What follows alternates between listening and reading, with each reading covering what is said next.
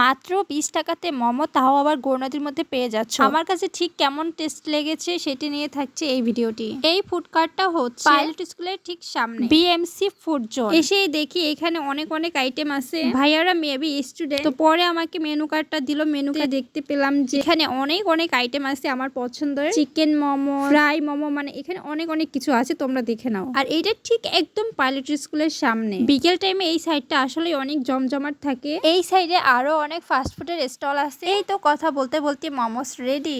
দেখেই তো আমার কাছে অনেক ভালো লেগেছে। পার্সোনালি মোমো আমার অনেক অনেক পছন্দের। আশায় উইকে উইকে বানিয়ে খাই। দেখো এখানে ছিল 5টি মোমো, টমেটো সস, ধনিয়া পাতার চাটনি, সয়া সসের ঝালটা। আমি এখনো জানি না যে আসলে এটা টেস্ট কিরকম হবে। দেখে তো ভালোই লাগছে। ফার্স্ট হচ্ছে আমি এগুলো একটু মিক্স করে নিচ্ছিলাম। ও হ্যাঁ, আমার তো বলাই হয়নি যে আমি আসলে কোনটা নিয়েছিলাম। আমি হচ্ছে চিকেন মোমো নিয়েছিলাম, যেটার প্রাইস ছিল 100 টাকা। আমি জাস্ট মোমোসটার হচ্ছে স্মেল নিচ্ছিলাম যে কেমন কি মানে স্মেলটা আসছিল। তারপরে এই তো মুখে দিয়ে দিলাম। এত গরম ছিল, তারা ইনস্ট্যান্ট তোমার সামনে বসে হচ্ছে মোমোস রেডি করে দিবে। আমি তো জাস্ট এটাকে ধরতেই পারছিলাম না, এত গরম ছিল। চলো এবার টেস্টের কথা বলি, আমার কাছে ঠিক কিরকম লেগেছে। তোমরা একবার হলেও এই জায়গা থেকে মোমো ট্রাই করো। আমার কাছে অনেক ভালো লেগেছে, কারণ এই ছোট ফুডকার্টের বিক্রি করা মোমোগুলো অনায়াসে যে কোনো বড় রেস্টুরেন্টের বিট করতে পারে। আমার সাথে আমার বোন ছিল, সো ওর কাছে এভারেজ লাগছে এটা। তো সেইটাই হচ্ছে যার যার টেস্ট যেই রকম। আমার কাছে সত্যি অনেক মজা লাগছিল খেতে। প্রচুর গরম ছিল, যার কারণে আসলে এই যে চিকেনটা পড়ে গেছে খেতে গিয়ে। এই যে দেখো,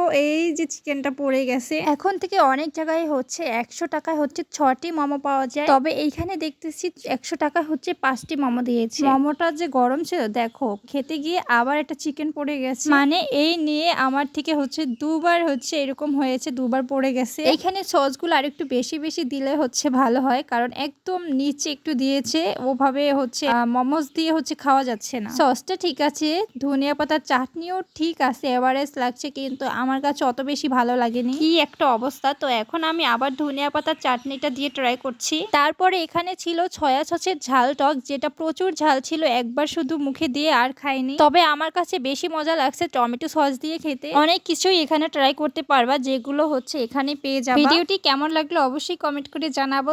সবাইকে টাটা।